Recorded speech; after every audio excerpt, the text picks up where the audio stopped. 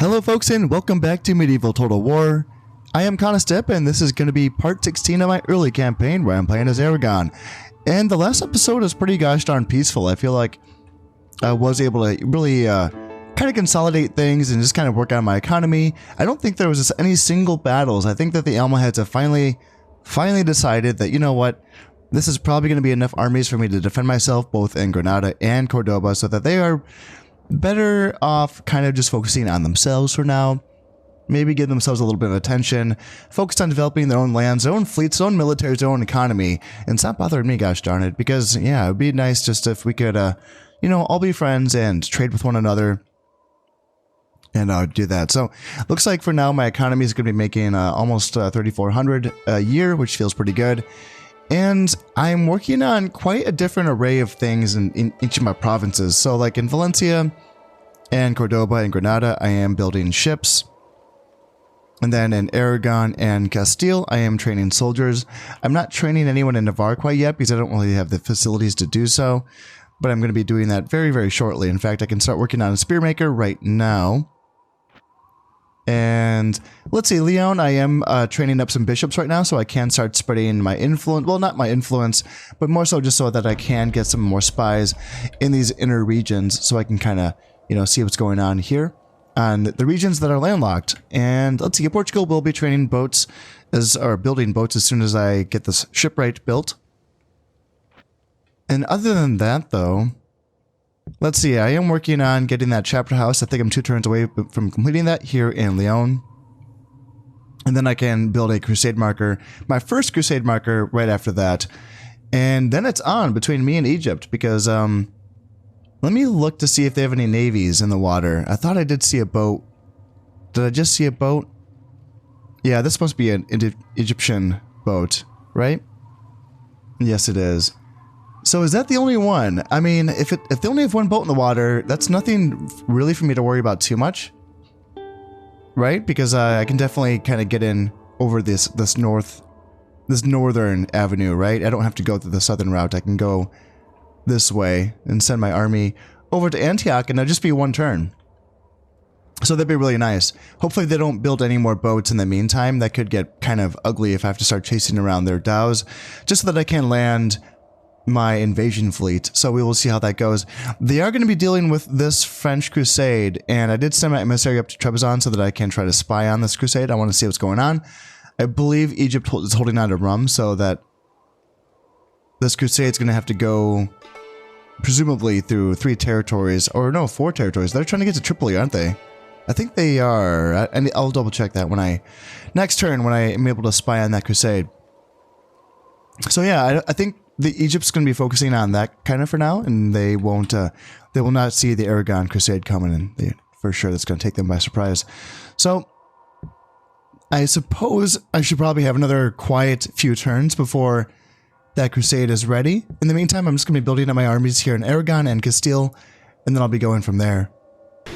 Ah, shucks. So I did lose a boat in the Nile coast in a storm. Oh, that's just too bad. That's going to be quite a bit of money that I'm losing out from there as well. Looks like there is an inquisition happening here in Naples, but nothing really concerning for me. My church has been finished here in Granada, and why was I building a church there? Probably so I can just train up more bishops, I suppose. And it looks like I was wondering, yeah. I wanted to get, was I marrying my princess? Gosh, I can't remember. Or was I trying to get my new son of age? Let's see, so charismatic, and then strange, and a zealot. A strange zealot, alright, well, let's see, is it my son, Prince Pedro? Is he married now? He is, okay, so I'm married to the Holy Roman Empire. That sounds all good to me.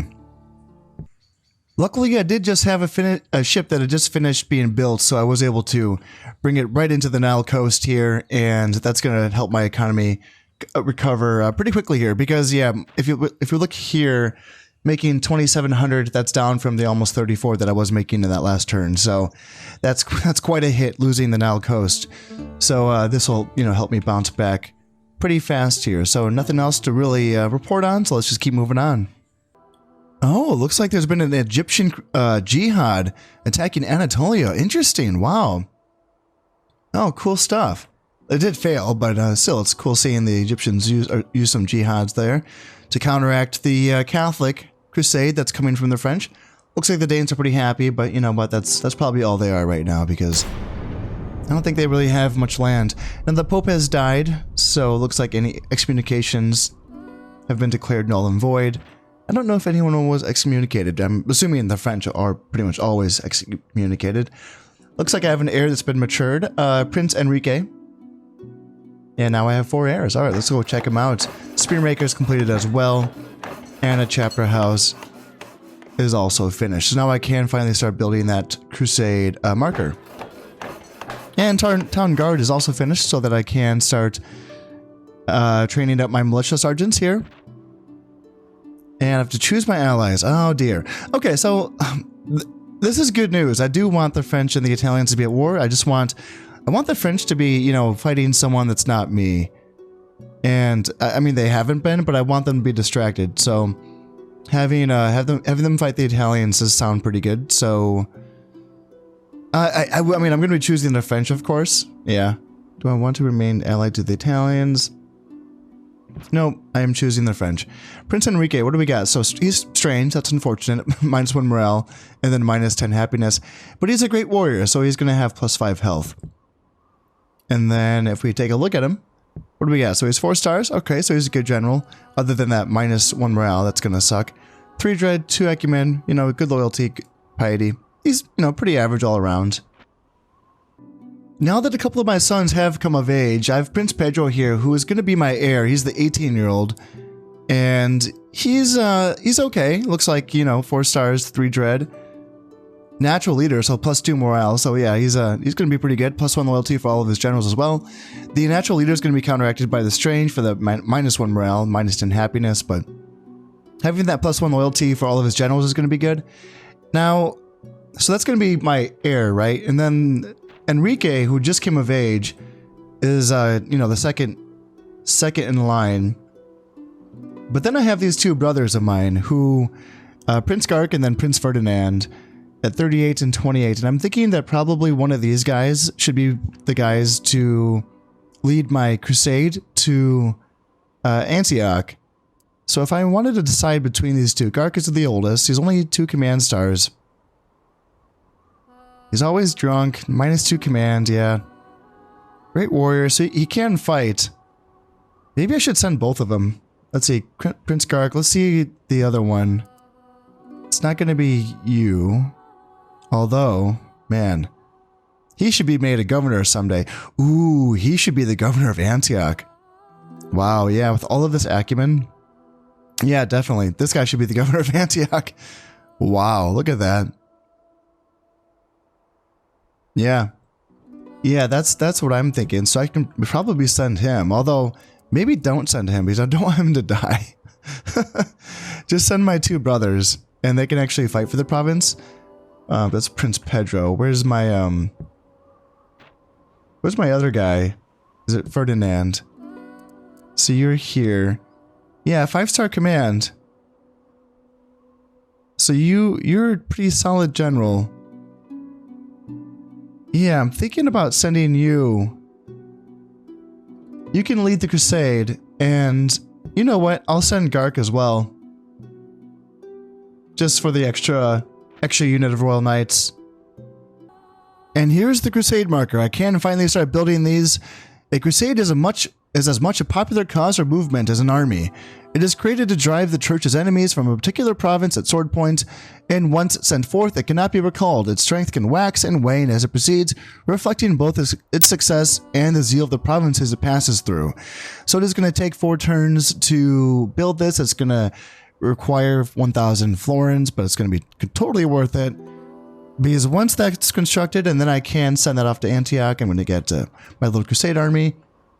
And I might be ready to set off for crusade like almost immediately. I don't know if it's going to take too long. Maybe I will give myself a little bit of time to build up some more forces. But yeah, things here in this part of the world are pretty volatile, it seems. Yeah, there's a lot of back and forth between the Egyptians and the Byzantines. It looks like this French crusade just kind of not doing well. Oh, I've never seen this unit before. What is this? Oh, a Saxon Huscarl. Oh, sweet. There's only 4 of them left in this army. Yeah, so this crusade is headed for Tripoli, and they are not going to make it because they're just going to wither and die here. Yeah. Yep, they're just going to wither and die here on the coast of the Black Sea because they are not strong enough to push into Rum or Lesser Armenia. Not to mention, you know, make it all the way down to Tripoli. Is there anything else in here that's kind of cool or interesting? Yeah, never seen that unit before. It's really cool looking. Knights Templar, you know, very, very good knight unit.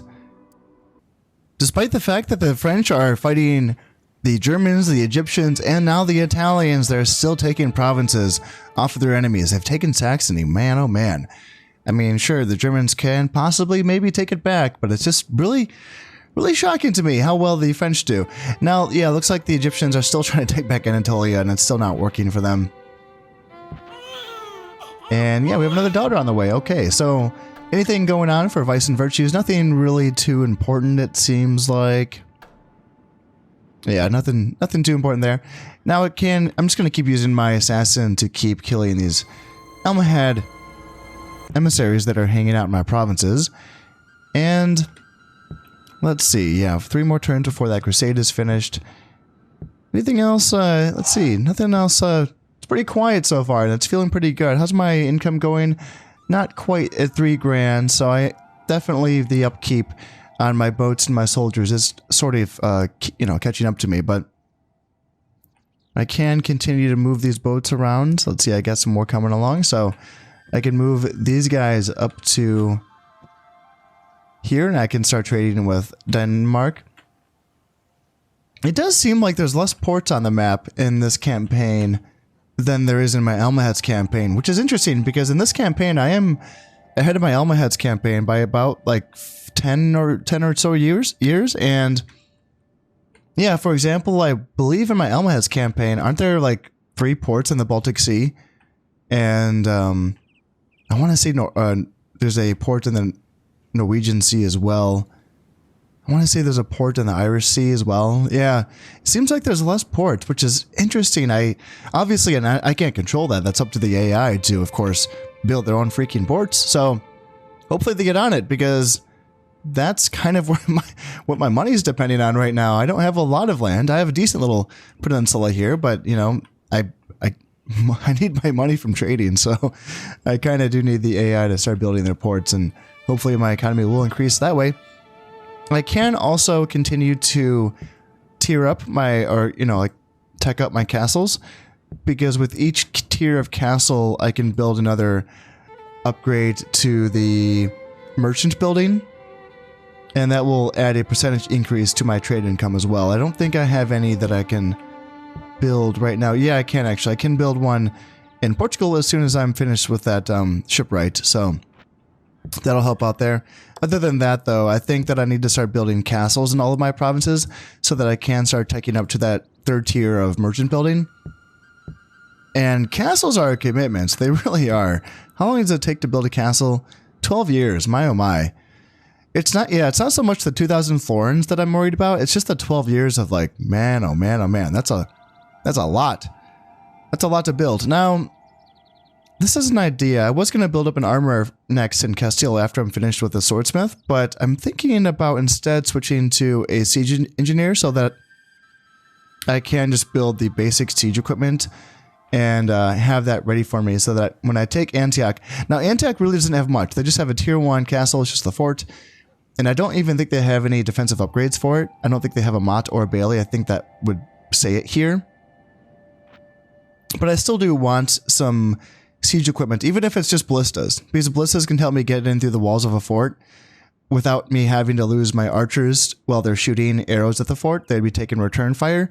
And really, when it comes to taking Antioch, I want to take as many or as few casualties as possible, because, you know, taking Antioch like is great and all, but then I'm just going to be in this sea of Egyptians, you know, just going to be surrounded on all sides by them. And sure, like they're going to be in a bad spot for sure, you know, because they are fighting the Byzantines, and you know, they're maintaining their presence against the French, even though they're not really fighting against them. But yeah, the Egyptians are going to be in a bad spot, but still, like I still want to make sure that I can take this fort and hopefully keep it. But I feel like when I've been attacking forts, I've been losing that fort. Like the fort just disappears and is destroyed. Unlike in Shogun, I want to say when I attack castles, the castle stays. It seems like in this game, when you attack, maybe the castle always goes down a tier, perhaps? I'm not sure. Or maybe it's percentage based. You know, like sometimes it disappears and sometimes it doesn't. It would be nice if it didn't. It'd be nice if I could just keep the fort so that I can, you know, defend myself amongst this sea of potential enemies. But yeah, we'll have to keep an eye on that. In any case, I do want some siege equipment as I start my attack, just so I can get into that castle as fast as possible, as taking a few casualties as possible as well. Oh, poor Egypt. They really do want to be friends with me now. But this is really not, this is a bad time. Not just because you're at war with my allies and my neighbors, the French, but also because I'm going to be taking one of your richest provinces off of you very soon. So, sorry, Egypt. Sorry, I can't. Man of principle. Yeah, plus 50% cost to bribe. And he's also fervent. Plus 1 piety and plus 10% zeal in governing. Don Diego Granvelle. And there we have it. The new Pope is just not having any of the French's shit, because they're thinking at this point, well, that's just way too many wars against other Christians. Come on, France, figure it out. Now, let's see, nothing too interesting there. But yeah, the French, oh dear, let's see what happens. Yeah, I mean, being at war with the Italians, the Italians and the Germans, they got away with the war against the English, and they were able to wrap that up. And obviously, they're doing very well. How are they doing on points, though? At 41, you know, more than me, for sure. But there is still a few factions ahead of them on points. And Italy is one of them, because Italy, as we've discussed before, Italy just makes really crazy money, or crazy points off of their, like Genoa, Milan, and what is it, Venice, all make 3 points each, which is just really, really good. I think Tuscany makes 2, and then 1 each for Corsica and Sardinia. So yeah, that's why even though like Italy really jumps off to an early points lead, I'm not too worried about them, because I feel like they don't end up doing too well. I feel like they do end up getting crushed by France, even with a 2v1 with Germany and Italy versus France. It's really too bad, because I feel like, you know, France dogpiles on England right away, and they deal with that army, and I mean that enemy, and gets rid of them pretty early on. But then if Italy and Germany had also helped out in that war, then maybe France wouldn't just win every single time. But it seems like they are able to get rid of the English before they kind of turn their attentions to the Italians and the Germans. And that's a little bit too piecemeal, because it seems like the French can just really, really prevail with all of this land, all these riches, all of this, you know, rich land. And they can somehow just push back against all these enemies at once. And I feel like there's also been times where they're also fighting the Spanish down here. If I'm not, you know, if I'm not down here, then they're fighting the Spanish. So yeah, it's really impressive how well the French do. But in this case, I'm not going to be having any of it. I'll let them have their ways with the Italians and the Germans, and I'll just keep a close eye on them, because if it really comes down to it later on in the campaign, I can just kind of get rid of them. In fact, maybe I can even use my own assassins just to kind of get rid of them as well. But right now, Don Arias Pacheco is yeah, he's getting. I think this is just the only assassin that I've trained so far, and he hasn't failed yet. Knock on wood. So let's hope that he can keep on getting the job done against these agents. He hasn't gone up a rank in a while. He's been kind of stuck at rank 3. So I'm wondering, maybe it's time for him to pick on some juicier prey. Like maybe send him north, and maybe send him after like a French heir or something, or maybe even the king himself. Well, there's some good news for you. I am the richest faction. All right, that sounds pretty good. Now, the Pope asked for support in the form of crusade against the Egyptians. Well, I just happen to be your guy, Pope. These reprobates have offended and discomfited the Holy Father, and he calls upon all true sons of the church to chastise them mightily. All right, you know what? I will do that. Let's see, Spearmaker's Workshop completed, so I can get my tier 2 spearmen trained up in Navarre. And that Siege Engineer is also completed in Castile, so I can start building my, what are the words for them again? Ballistas, that's what they are. Church completed here in Aragon, and then, sorry Germans, can't do it. Can't be your friend. Prince Pedro is now +1 acumen because he's educated. All right. Good job, man. Well done. And yeah, I think, let's see, my crusade is finished. So do I do that right now or do I build up for a little bit longer? I am leaning towards building up for at least a little bit longer. Or maybe I do just go right away. I mean, there's really not much here in Antioch itself. There's a 5-star general. Ooh, there's a 5-star general and a 6-star general. Wow. 6-star general. Abu Thabit Abu Saraf. Only 2 loyalty. Huh. That's tough. Expert attacker. Okay, so I wonder if this is probably not including the expert attacker. So this is probably his base command stars. So yeah, he's probably a 6-star general base. And then if he was attacking, he'd probably be an 8-star. Wow. Good dude. And then a man of honor. So he costs extra to bribe, 100% extra to bribe him. But he's 2 loyalty. That's an interesting combination. And he's also a blackmailer. So that explains why he has the 2 loyalty, is because he's been caught blackmailing. Okay, well, interesting. And then we have a 5-star general here. Assad al-Din Shako. And great warrior, +5 health. Yeah, not bad. There's a unit of Gulan bodyguards as well. 0 loyalty. Oh man, yikes. Huh, interesting. Well, yeah, I feel like, I mean, I can beat this, right? There's really not much here. There's some Saharan cav, light cav, some Berber camels, Ghazi infantry, high attack, but low armor. But yeah, high attack, high charge, high morale, honestly. It's a really good unit, it really is, but you can just kind of shoot them with arrows. They'll go down. Saracen infantry, spearmen, good spearmen, and Gulan bodyguards, of course, you know, decent heavy cav, so... But I can beat this, you know? And the question is, I guess I don't know what Egypt's capabilities of reinforcing Antioch are. They really shouldn't be able to bring soldiers from Lesser Armenia because, you know, they're holding this front here against this stack of Byzantines from Anatolia. And then there's nothing, there was literally nothing here in Tripoli or Palestine. Or yes, they do have this one stack here in Palestine. But then I can't see what they have in Edessa or Syria. I'd assume it wouldn't be much, because why would it be here? You know, they should have soldiers on the front and not in their rear territories. So I'm assuming that they can't really reinforce Antioch with much. And this is probably going to deal a pretty heavy blow to them once I take it, so... Yeah, that's the direction that I'm thinking. Thinking about doing that. And then I really would want to follow that up with an attack on the Byzantines, because they're starting to do pretty well. Not just on the map, but also with their points as well. So I would love to launch a crusade against Constantinople further down the line, but for now I do want to focus, of course, on Antioch. And I don't have to wait until I train up or build my ballistas, because I could actually hire some ballista crews right now.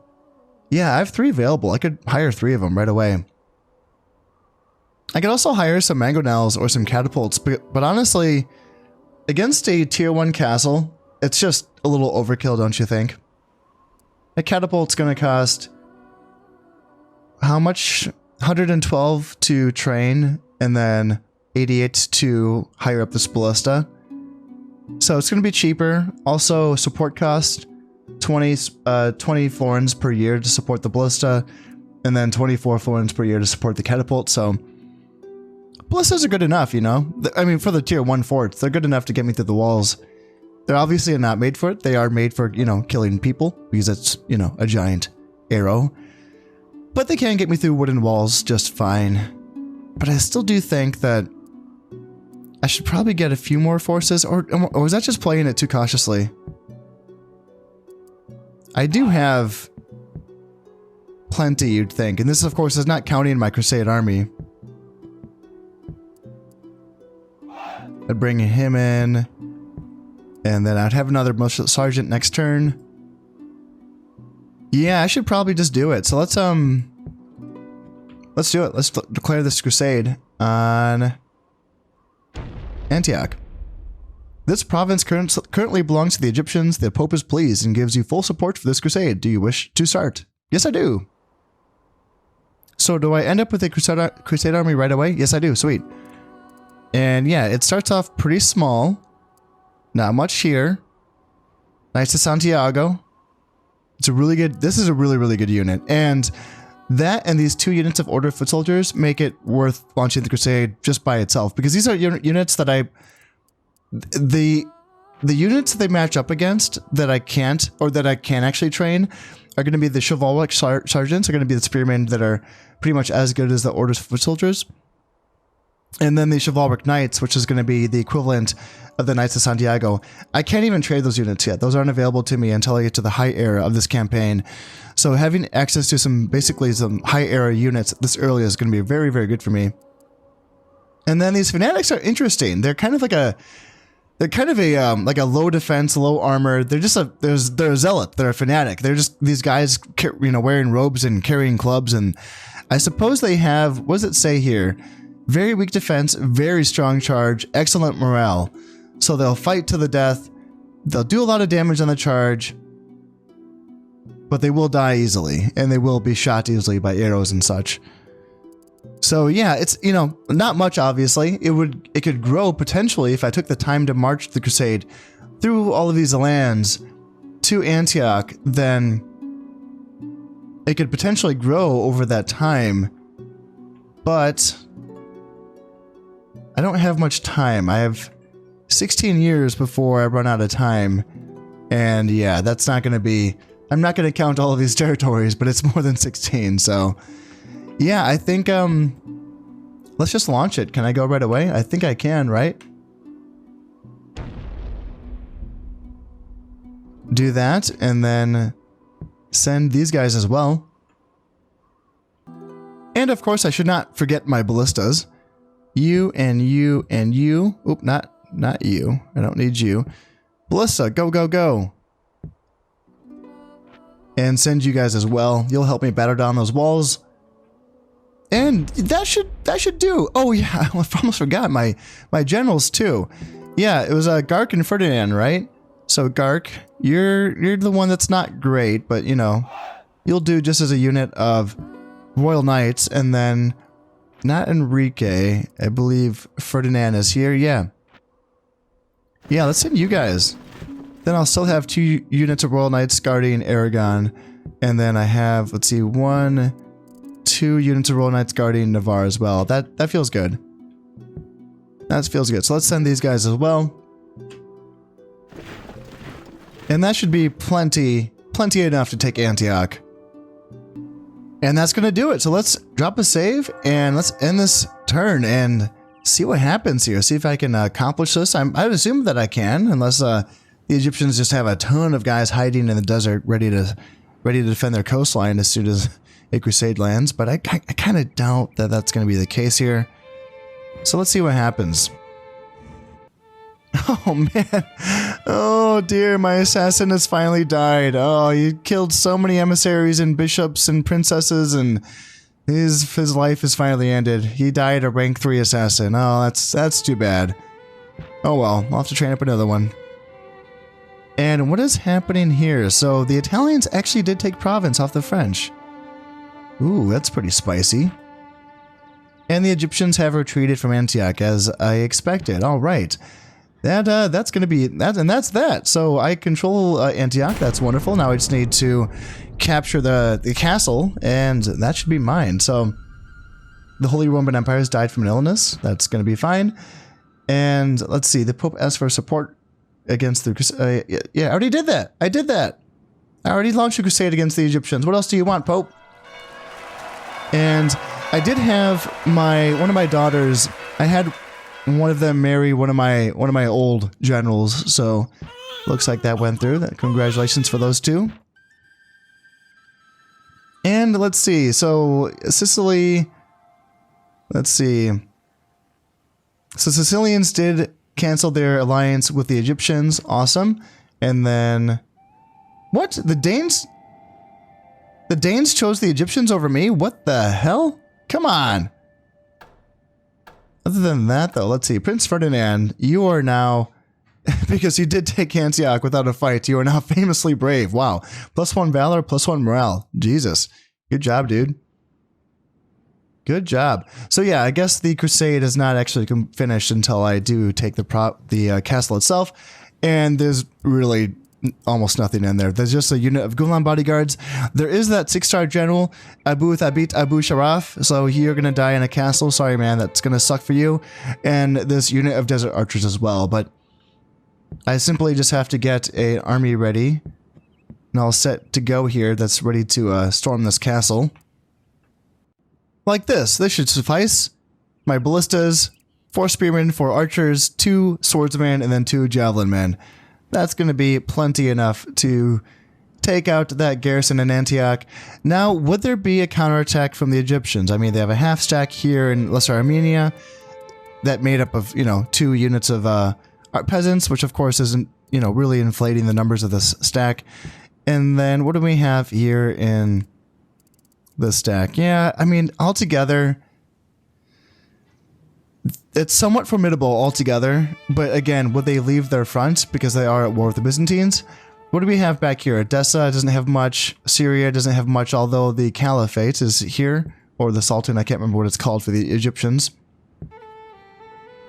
I think, yeah, it is the Caliphate, isn't it? Because isn't Egypt in this time representing the Fatimid dynasty? I thought. I don't know. I don't know. I don't know the answers, but yeah, I think it is the Caliphate, and I don't think they're gonna be. I mean, even if they did attack me, I would be able to hold them back, and that would be doing a lot of damage to themselves as well, because they would be weakening their armies that are defending their borders. Now, I do intend basically to send my entire crusade army once my crusade disbands, because I've achieved my objectives here. I'm just going to send these 3 units back to Spain, just because they're a little too heavy to be fighting in the desert, I think. Because, let's see if I look here. The terrain is, so it's rock desert, and I've always wondered this. I don't know the answer to this, honestly, because when it comes to units taking higher fatigue levels in desert, does that apply to all types of desert? So, like, for here it says rock desert. Let's see, Tripoli, rock desert, rock desert, rock desert. Then we have sand desert in Egypt, right? And then, yeah, Cyrenaica. And then Tunisia, yeah, rock desert again. Arid ground. So Algeria has arid ground, not desert. So this wouldn't count, correct? Like the whole desert penalty thing only applies to I'm assuming the provinces that have the word desert in them. So yeah, rock desert, sand desert. Yeah, that's my assumption. My assumption is that does apply to both rock desert and sand desert. I wouldn't, imagine why that would be any different. So if I look here in Antioch, yeah, I don't think I needed to double check this, but my feudal sergeants, I'm pretty sure that their armor is just low enough to be fine here and fight in the desert. For infantry, you don't want armor that's higher than 2, and for cavalry, you don't want armor that's higher than 3. So I think my feudal sergeants are going to be fine here. I think my feudal men-at-arms is also going to be fine, although I should double check this. Okay, so I did just double check this, and my feudal sergeant's armor is going to be 1 base and then 3 for the feudal men-at-arms. So this is too high. Also, they have an additional armor because I gave them armor upgrades. So these guys are going to be a little bit too heavy to be fighting in Antioch, and I need to reconsider how I want to go about this. I suppose, I mean, do I really have any better options? I mean, obviously I can just train up feudal men-at-arms that don't have armor upgrades. I think I can do that here in Cordoba. Can I? Yes, I can, because I don't have an armory built up in Cordoba yet. Do I? No, I do not. So that is an option. Still 3 is too high for infantry, so yeah, I don't think Aragon has access to any units that really fulfill the role of feudal men-at-arms with less armor.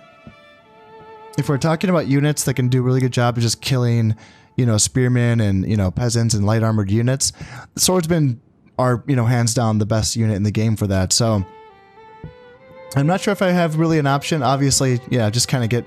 Yeah, like these guys. Oh, no, not these guys. Do I have any feudal men at arms that don't have armor upgrades? No, I do not. They all have armor upgrades. Okay, I could have planned that a little bit better, but still, I think that if there is an Egyptian counterattack, I should still be pretty okay, I think. The swordsmen do not play a big part into my battle plan. It's mostly my feudal sergeants that I will be using to hold off the Egyptian cavalry. And I'll be letting my own cavalry, my genites, and my archers kind of operate from behind my battle line. Ooh, man, Egypt is making moves right now. So Egypt did have to retreat from Constantinople. But then they just swarmed Anatolia. They must have had a ton of soldiers and rum. Oh, wow. Good, good. All right, yeah, go Egypt. Now, in this case, don't go Egypt, go Aragon, because I am going to take Antioch once and for all. So let's get this done. We are now all set up and ready to go. Let's get ourselves into this castle. So right away, I have a ballista in the center, shooting at the gate. And then on either side, we can be shooting at the walls here. And then here. And this is probably going to take some time, so I'm just going to be keeping my men, my infantry, just kind of out of position, but I want to get them formed up a little bit here. You guys like so. And then have my center formed up, but I just want to keep everyone out of range of their archers so that I can bring them in once I have some entry points into this castle. Breached! Onward to victory! That's going to be 2 entry points right there. The gates are down, and now that wall's down as well. Now, this must be a little... Yeah, I think this little hill's kind of blocking some of my shots right now. So I'm going to turn my attention to my middle ballista here. They can't be moved, so they can just be turned, and hopefully he can kind of help out his friend Ballista here take down this wall. But my infantry is not going to wait any longer, so they're going to move up on my front and then on my left flank as well.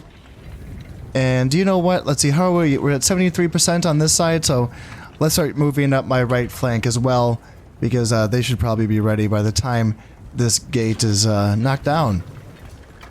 We should just be one more bolt away before this side is finished and, you know, they're knocked down as well. Let's see if this bolt's gonna land. Nope. Yep, there we go. There's our third entryway into this castle, and my guys are just about ready. Looks like the enemy, what do we got? So Saracen infantry, yeah, pretty decent spearmen, and 2 units of 50, okay, and then just archers, and then the Gulam bodyguards. Alright, sounds good. So let's get my left flank moving up to this entryway here, and then in the center, go here, and then on my right flank, go here. Let's just bring my general up a little bit just so he can provide his leadership aura. And what do we got? So Saracen infantry is going to be... So let's send my swordsmen in first, because they can defeat the Saracen infantry. And then send in my feudal sergeants. Let's see, they can go in afterwards. And then here on this side, let's kind of hang... Let's see, what do we got? Saracen infantry. Okay, so let's kind of hang out and just shoot them for now. I can send my javelins forward, they can shoot, and then... Let's actually send my feudal men at arms on this side, and they can go and attack these Saracen infantry on this side, or they can get around the flank. And then feudal men at arms, let's go in and fight against the general, and then I'll send my javelins in as well, and they can kind of throw their javelins in. Let's bring my general up a little bit more, and then, let's see, yeah, feudal men at arms come around the flank here. And then, yeah, you guys can attack into the rear of these Saracen infantry, and then I can bring my spearmen in as well. I can bring my javelin men in as well. They can throw some javelins into the rear of these Gulam bodyguard. And how are we doing here? Saracen infantry, so let's see, Spanish javelins, you kind of get lined up here is what I'm thinking. And do I want my archers to keep shooting? I don't know. I feel like there's going to be a lot of friendly fire if that's the case. But let's get my spearmen going anyway, and let's see, javelins. Probably just throw you into melee, to be honest, because I feel like if you start throwing your javelins in, you're just going to cause more harm than good. So let's just get, you know, archers moving up, and then, yeah, same thing with these javelins as well. Like, you're just going to cause more harm than good if you just start throwing your javelins in. So just put everyone into melee. Everyone come in here. Yes, you as well, General. You come in, get your hands dirty. And what do we got left? The Egyptians really have to be running out of forces. Let's see, I can't see 9 Saracen infantry left in this group. And that might be it for the Egyptians once they're gone. Yeah, there's nothing left in this castle. So just 9 Saracen infantry. And that's going to be it. And this one Saracen infantryman is just lasting forever. Oh yeah, this is the general. That's right. This is the 6-star general. Yeah, I was wondering why. I was like, man, this guy is insane right now. But yeah, he's gonna be fighting on for a while longer. Oh man, look at him. He is just, you can't even see him. Honestly, I can't even see where he is. My oh my, this guy is still going. Whoa, what a legend. I need to look him up because I'm sure this was an historical general, and I'm about to kill a piece of history here, but yeah, he is fighting like a freaking demon, so let's kind of speed this up here. We can actually see him now, and my guys, oh man, I don't want to know how many guys of mine he's, there we go, he's dead, there we go. Yeah, I don't even want to know. I lost a few. I lost 167, killed 180, but now Antioch is mine. So I will be getting those points from securing the crusade objective. And I did pillage some money as well. And the Crusade province taken. All right, there we go. Church sanctioned objective is now captured. Sweet. French have great technology, good for them. And then what do we got here? Merchant in Portugal, merchant in Leon, so that's pretty good. And Tristan and Isolde, so minus 10% zeal in Franconia and surrounding provinces because this author, Gottfried von Strasbourg, wrote a book about doomed lovers. Let's see, Prince Pedro is now crack-brained. Oh, yikes. I think he's my heir, too, so that's not good. -2 morale, -20 happiness. Damn. Oh, man. Yeah, I'm pretty sure Prince Pedro is my heir. Right? Yeah, yikes. Yikes. That's not what I had intended. No. And yeah, damn, so I did lose the fort. That sucks. Okay, well, let's start building a fort right away. It's going to take 4 years to build it, but that is okay. And how much am I making right away? So 369 just off normal taxation. Let's bump up the taxes because I have my armies here. Making 461, okay? And that's without even trading these tradable goods. And that's just what, all I have here is the 20% improved farmland. And I'm still making that much money, so I definitely want to hang on to this. Now let's see if I can find a governor worthy of... Oh, I already have one. That's right. So this is going to give +2 loyalty and +1 piety to whoever I give this title to. And that is going to be this guy over here, right? Not you. You. Don Beltran Bermudez. Plenty of loyalty and no piety. So this actually will give him some piety. Yeah, let's make you the governor of Egypt. In fact, do I want to bring you over now? No, I kind of want to keep you in Navarre just because I do want to have 2 units of Royal Knights here. But let's give you the governorship of Antioch. So we're looking at 461. Let's give this to him with his godly 1, 2, 3, 4, 5, 6, 7 acumen. And then what do we got? 784. Oh my god. Oh, that's amazing. That is so good. I will need to bring over a bishop right now because this province is only 6% Christian and let's see, 90% Muslim, 2% Orthodox, and then 2% Jewish. So let's bring over one of my Catholic bishops to help sort that out. I got a guy right here. You're gonna come over and help out with this. Oh yeah, I don't have a freaking port. Right, that's kind of like a weird thing about how the navies work in this game, is that once you invade a place by, you can invade some place even if there's no port there with your navy, but then you can't leave it without there being a port. So in this case, I do need to send my agent to Lesser Armenia first and then into Antioch before we can start converting the populace over to Catholicism, so. But that's going to be okay. Now, yes, this is a little bit scary to be honest, having all of these Egyptian forces right here in Anatolia. Gosh, yeah, will they come over and fight me? Because I don't have like an overwhelming amount of forces here, right? And now the Egyptians do have some forces here in Syria and Tripoli and Edessa, so I might want to send over some reinforcements right now. Oh, right, but I can't because I can't even. I don't have a freaking port. Oh God. Okay. Right. I need to build a fort and then a port before I can even get reinforcements over here. Oh no. Yikes. I kind of forgot about that. I suppose. I think, okay, let's see. First things first. When I build a fort, I think I have to build an inn right away so that I can potentially recruit mercenaries in the area. Can I do that right now? Yeah, I can. Yep, let's do that. Let's get an inn first. Ooh, I can actually get a port before. Oh, cool. Because in Shogun, you actually need to get a castle before you can build a port. But here you can actually go straight for the port. Oh. Interesting. Okay, let's go in first so that I can hire some mercenaries. And then I'm going to have a really hard decision on my hands. Do I go fort for the added protection? Or do I go port for some more reinforcements from the motherland? The answer might be reinforcements. That might be the way to go. But that's going to be a decision for another time, because that's going to be it for this episode. As always, I hope you've enjoyed this one, and thank you very much for watching. I've been Conostip, and this has been Medieval Total War. Thank you very much, and goodbye.